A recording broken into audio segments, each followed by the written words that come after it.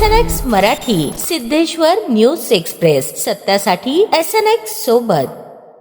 सोलापुरातील MIDC Chincholi या ठिकाणी INC लिमिटेडच्या माध्यमातून चालवला जाणारा शहरातील प्रमुख CNG पंप आज मंगळवारपासून बंद असल्याचे दिसून आले आहे.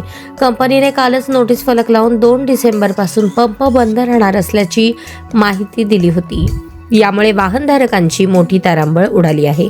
पंप बंद असल्याने CNG वाहनधारक मोठ्या गैरसोयीला सामोरे जात आहेत. CNG भरण्यासाठी रांगेत होणारी अरेरावी, वाढती कटकट आणि स्थानिक नागरिकांच्या तक्रारीनंतर हा निर्णय घेतल्याची प्राथमिक माहिती मिळत आहे.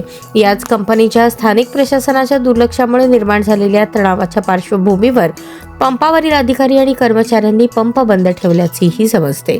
याबाबत कंपनीच्या प्लांट मॅनेजर यांनी आजपासून CNG पंप बंद असल्याचे सांगितले. याबद्दल आणखी माहिती उपलब्ध थोड्याच वेळात देणार असल्याची माहितीही प्रतिनिधींशी बोलताना त्यांनी दिली.